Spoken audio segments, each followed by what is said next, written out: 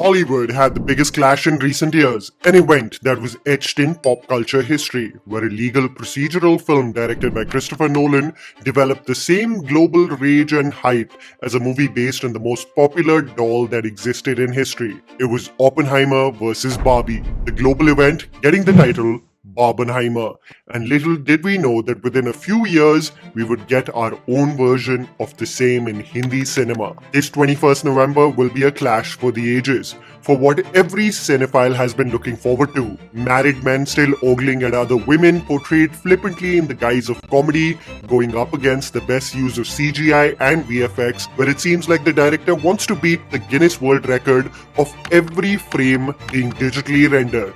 The hype will be unprecedented as Masti 4 goes up against Haunted 3D, the global event being titled Haunt Masti.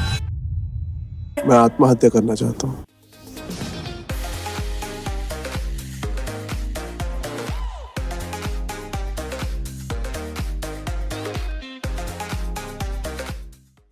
There is a quote that I often go back to said by Jamie Carragher, and I think I've referenced this multiple times on the channel, that states, "Leave the football before the football leaves you." And I often feel this about actors in movies.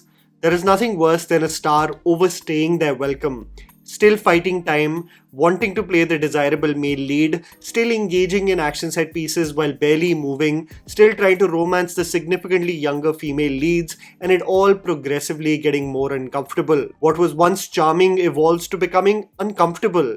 And the nature of any industry, like trends or social media, is that we are going to keep on churning as much juice as we can until a product or franchise is absolutely run dry. So much so that the audience is so fed up and tired that they are forced to think about something new. The world, during the pandemic and right after, created an industry that was heavily reliant on franchises and IPs. And this has often churned out either forced installments or extremely disappointing ventures, owing to believing that irrespective of the quality of the product, audiences will tune in due to the recall value of the movie title. These projects have led to the cancellation of future installments, in some ways led to a huge overhaul and change of cast due to the drastic results of the film, and in many cases, an absolute abandonment of the IP, never being revisited. Through this video, I'm going to talk about movie installments that absolutely killed the franchise, forcing a complete restructuring or just no scope for it in the future. If I do miss out on a particular title, do let me know in the comments below. So here is Tried&Refused Productions with 15 Bollywood movies that killed popular franchises. Singham again. This is a movie that genuinely pissed off audiences last Diwali, for it roped in everyone under the sky from Hindi cinema but still produced such a mid product that one really started contemplating about the stale nature of Rohit Shetty's filmmaking that just refuses to evolve. The movie may have amassed a worldwide box office revenue of close to 400 crores, but the inflated budget of the movie was close to its final box office collection, leading to the movie being underwhelming not only from a quality point of view but business-wise as well. No Ramayana references and cameos could help it, no one became excited for any spin-offs, and as of now, Shetty is shooting a cop film with John Abraham that not at all is associated with the franchise. We all knew from the moment we saw Salman's cameo that this low-effort idea will never fly, and Deepika and Tiger's character's potential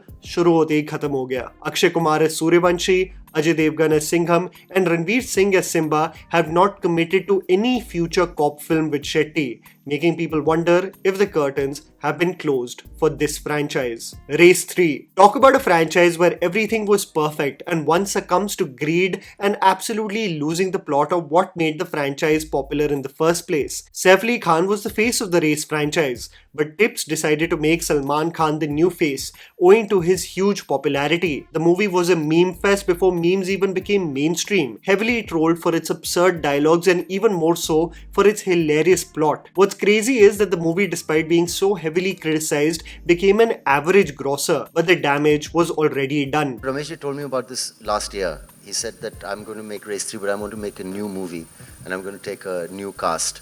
And we spoke about it, and I love Ramesh ji. The franchise since then has been planning its 4th installment, but this time, if rumors are to be believed, going back to the original star Saif Ali Khan to lead the charge, with Siddharth Malhotra joining the gang. One wonders, when everything was going so well for the franchise, why the makers even opted for such a change. A change that has led to the makers today going back to the drawing board and opting for an entire overhaul of the franchise. Yaariyan 2. Many people troll Divya Khosla Kumar for her adamant nature in wanting to prove to the world that she is a credible actor, but a lot of you may have forgotten that her directorial debut in the form of Yaariyan in 2014 was a semi-hit. However, when T-Series decided to create a sequel titled Yaariyan 2 that had nothing to do with the original film, people became curious. However, I knew this was going to be a train wreck the moment I saw the trailer, because it was an attempt by the makers to remake the Malayalam film Bangalore Days. The Hindi film boasted of cringe-worthy performances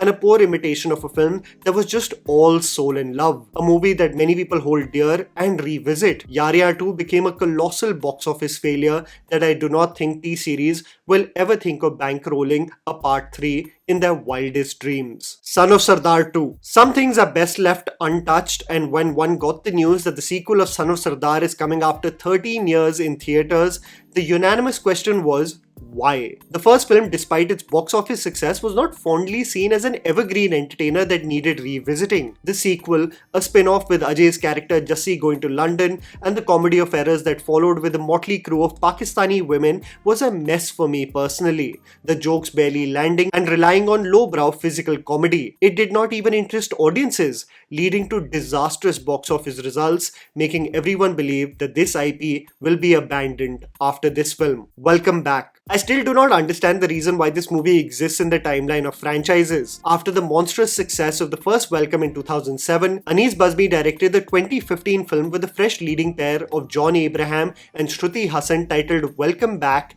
and still keeping Anil Kapoor and Nana Patekar as Uday and Majnu. The decision made no sense creatively, and the defense of Bazmi stating that they were looking for a fresh story was rather confusing. वो role जो है अक्षय जी का जो था, वहाँ पर Akshay and Katrina and Malika, ये तीनों के रोल वहाँ खत्म हो गए थे. The movie was extremely poor. John mostly having a stoic or angry, constipated expression throughout the film. The storyline getting progressively more loud and crass, devoid of comedy completely, and being shot on random green screens that really made people wonder why this project exists. The movie, despite its deplorable quality, was a semi-hit, but the damage was so significant that for 10 years the franchise was not revisited. The title, Welcome to the Jungle, has a completely different spin to where we left off, and that project itself is finding it tough to be completed. The announcement video clearly giving red flags to most fans, who concluded that this project looks like a khichdi, making one really wonder what will be the future of this franchise. Kya Cool Hai Hum 3. For those who are young on this channel, sex comedies in the mid-2000s in Hindi cinema were largely popular and somewhat entertaining too. If I were to look back at movies like the first Masti and Kya Cool Hai Hum, they may have aged terribly in some regards, but some of the comedy was genuinely funny. But as the franchise produced more installments, the franchise got progressively more crass and unbearable. Masti 4 is still happening despite the disastrous box office results of Great Grand Masti in 2016. However, I think a franchise that should be put to rest is Kya Cool Hai Hum, that had its last installment release in 2016 called Kya Cool Hai Hum 3. A movie with Aftab Shivdasani, Tushar Kapoor and Mandana Karimi had porn stars trying to portray to be Suraj Barjatiya Sanskari Bahus while shooting raunchy spoof Bollywood blue films. The terrible nature of the film just reminds me of Anupama Chopra's review that dropped 9 years ago. Aftab Shivdasani said, "We're not expecting reviews for this film. Why should it even be reviewed?" He was right. I'm going to stop now. I'm going to try and recover from this hugely traumatizing experience. Housefull 5. Another example of roping in everyone under the sky but not really working on an enjoyable script is Housefull 5. The film was absolutely tough to sit through, and it so heavily relied on crass double meaning jokes and treating most of its women like mere objects of desire that even fans of the franchise got fed up. A film mounted on a huge scale barely made its money back, and one concluded that this franchise should be put to rest because it simply takes the audience for granted. When the film dropped on Prime Video, the cast did a roundtable discussion where they were talking about the possibilities of where the film can go for the next film, making people shocked that after the disastrous box office results, the cast was actually thinking about a part 6 too.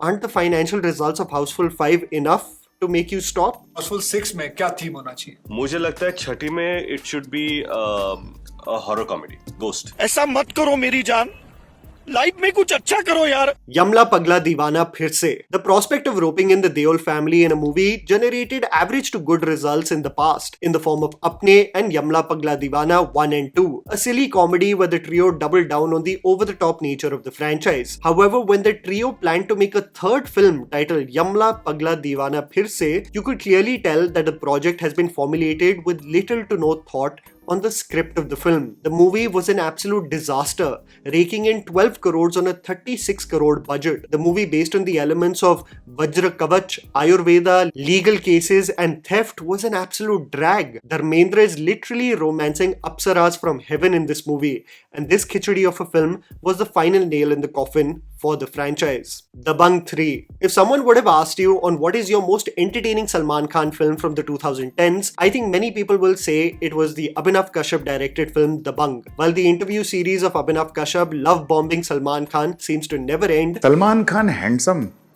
the franchise progressively became more bland as the installments increased. Dabangg 3 was probably the most stale of the three. With Prabhu Deva taking over as director, even Kicha Sudeep as the villain could not save this film. A young flashback, a shirtless Salman, all kinds of routine elements that were hooted and cheered for at one point of time just became stale here, leading to Dabangg having no signs of ever being revisited. Satyamev Jayate too. I mean, a lot of new people here are only getting accustomed to Milab Zaveri's Hindi dialogues with Ek Deewane Ki Deewaniyat, but if I were to dare anyone to go through probably one of the worst films made in the last decade, it would be to watch Satyamev Jayate 2 with John Abraham, who by the way is in a triple role in this film. With the surprise hit that the first film became, Milab Zaveri got ahead of himself and doubled down so hard that the film just developed into becoming a feature film Matlab Kuch Bhi episode. If John's antics of standing still, shirtless, not moving even an inch to all the bashing he was receiving for the national anthem played in the background was not enough, Divya Khosla Kumar was also a part of this masterpiece. A huge box office bomb that John Abraham personally was embarrassed about in retrospect. I had a franchise that worked and I belted out something that was just the opposite in the second part. Why did I do it? Because I succumbed to the diktats of commercialdom and I said, hey, listen, it's a part 2. Yeah. And if you see all part 2s that are even releasing now, does make sense. War 2. I think the result of this film has led to a full restructuring of what the future has in store for the YRF spy universe. Everything was right on paper. How can a collaboration with Hrithik Roshan and Junior NTR go wrong? But the final product was so generic, so basic, so predictable and eventually so bland that it resulted in the movie just not garnering any love from the audience. A rumored spin-off with Junior NTR's character Vikram was scrapped, and with multiple projects like Tiger vs Pathan also vanishing from the timeline, only Alpha seems to be still happening based on original plans. The exhaustion with the universe was anyway creeping in, as the movies were not attempting to do something unique, and the biggest test will be if Alpha falls in the same category for the makers to eventually scrap everything. Heropanti 2. Talk about sequels that no one asked for, and I still think about on who in their right mind was thinking that the audience is really craving for a Heropanti sequel. Many people don't know this, but Tiger's debut film was a box office hit. But what the makers failed to acknowledge and understand also was that the movie was heavily trolled and ridiculed for its acting performances and overall product. छोटी बच्चे हो क्या? समझ नहीं आता कि साथ रहो. The sequel, however, was even a bigger mess, with hammy performances by Nawazuddin Siddiqui and Tara Sutaria, stolen action set pieces from popular Hollywood films, and Tiger mistakenly touching a girl's boob and telling Nawaz, "Sir, ye बहुत बड़ा मामला है." A box office disaster that I'm sure never will be revisited. Ek Villain returns. 2022 is a year I associate with probably being one of the darkest years for Hindi cinema. With constant negativity, movies flopping left, right and center, and the industry being in limbo for it was releasing movies that were slated to release months and sometimes years ago. Ek Villain Returns was a forced sequel that had consistent changes in its cast and presented an absolutely ludicrous plot that entailed visions, cuckolding psychos, and a man-eating tiger. Other than the music, the film just seemed like an idea stemming from a wild psychedelic trip that Mohit Suri had in one of his random Goa trips. The film turning out to be such a box office flop that I don't think T-Series or Ekta Kapoor are revisiting the franchise. Saheb, Biwi or Gangster 3. Tigmanshu Dhulia is a director who seems to have just faded away. Responsible for some of the most compelling films, now the director is mostly found criticizing the ways of the Hindi film industry on various podcasts. The director, however, had a popular franchise that was growing from strength to strength, with the first Saheb, Biwi or Gangster being genuinely engaging and commercially successful. The second film, while dipping in its narrative style, still ended up raking a respectable total at the box office with the added swagger of Irfan Khan. However, it was the third film with Sanjay Dutt this time that released in 2018 which turned out to be a disaster at the box office. The addition of Dutt being a sore to the eye, the regulars in the form of Jimmy and Mahi also could not save this film, which became a clear case of churning out as much as you can from a franchise until it becomes dry and stale. The result being so catastrophic that this franchise is abandoned for now. ये मेरी सबसे week film है. Casting was wrong. Wrong हो गया मैं बहुत, तो वो गड़बड़ हो गई सब. Baaghi 4.